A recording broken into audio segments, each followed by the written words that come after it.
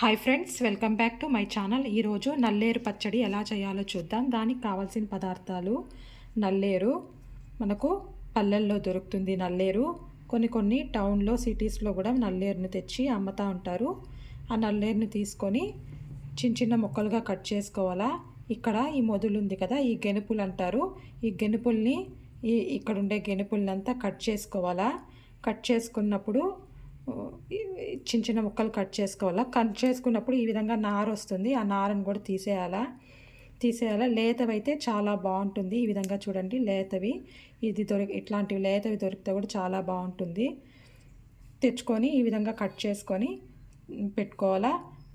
తెల్లగడ్డ, ఎండుమిరపకాయ, చింతపండు, ధనియాలు, ఉప్పు, జీలకర్ర, ఇంగువ, నూనె.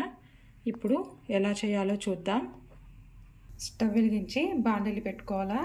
ఇప్పుడు కొంచెం ఒక స్పూన్ నూనె వేసుకున్నా. ఇప్పుడు జీలకర్ర వేసి వేయించుకోవాలా. మాడిపోకుండా వేయించుకోవాలా. జీలకర్రని ఈ విధంగా మిక్సీ జార్లోకి తీసుకోవాలా, వేయించుకున్న జీలకర్ర. ఇప్పుడు ధనియాలు వేసుకోవాలా. ధనియాలు కూడా మాడిపోకుండా వేయించుకోవాలా. వేయించిన ధనియాలు కూడా మిక్సీ జార్లోకి తీసుకున్నా. అదే బాండట్లో కొంచెం మళ్ళీ నూనె వేసుకొని ఎండుమిరపకాయలు కూడా మాడిపోకుండా దోరగా వేయించుకోవాలా. వేయించిన ఎండుమిరపకాయలు కూడా మిక్సీ జార్లోకి తీసుకున్నా. ఇప్పుడు తెల్లగడ్డలు వేసి వేయించుకోవాలా. వేయించిన తెల్లగడ్డపాయ కూడా మిక్సీ జార్లోకి తీసుకోవాలా. ఇప్పుడు నల్లేరు వేసుకోవాలా. నల్లేరుని కూడా దోరగా వేయించుకోవాలా, మాడిపోకుండా. ఇప్పుడు సాల్ట్ రాళ్ళుకు వేస్తున్నా. కలబెట్టి అటు ఇటు కలబెట్టి మాడిపోకుండా కొంచెం మగ్గనిచ్చి మిక్సీ జార్లోకి తీసుకోవాలా. నల్లేరు మగ్గేటప్పుడే కొంచెం ఇంగువ పొడి వేసుకోవాలా. మగ్గించిన నల్లేరును కూడా మిక్సీ జార్లోకి తీసుకున్నా. ఈ విధంగా కలర్ మారింది చూడండి, నల్లేరు మగ్గినట్లే. మళ్ళీ ఒక స్పూన్ నూనె వేసి లాస్ట్లో చివరిగా చింతపండు కూడా నూనెలోనే మగ్గించుకోవాలా. చింతపండు కూడా మగ్గిపోయింది. ఇప్పుడు మిక్సీ జార్లోకి చల్లారనిచ్చి వీటిని మిక్సీ చేసుకోవాలా. చింతపండుని కొంచెం నీళ్ళలో నానబెట్టుకోవాలా. నానబెట్టుకున్న చింతపండుని మిక్సీ జార్లో వేసుకొని రుబ్బుకోవాలా.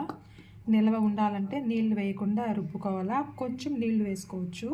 ఈ చింతపండు గుజ్జులో ఉండే నీళ్ళతో రుబ్బుకోవాలా. నల్లేరు పచ్చడి రెడీ అయింది ఫ్రెండ్స్. దీన్ని అలాగే కూడా తినచ్చు, అన్నంలోకి, సంగట్లోకి. మనము ఇప్పుడు పోపు పెట్టుకుందాం. పోపు పెట్టుకుంటే చాలా బాగుంటుంది. బాండట్లో నూనె వేసి ఆవాలు, దబ్బ గుత్తిపప్పు వేసుకోవాలా. కొంచెం ఇంగువ కూడా వేసుకోవాలా.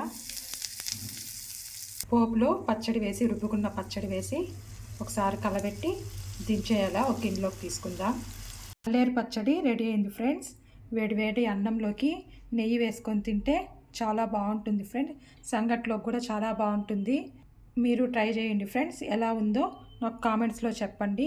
Thank you for watching.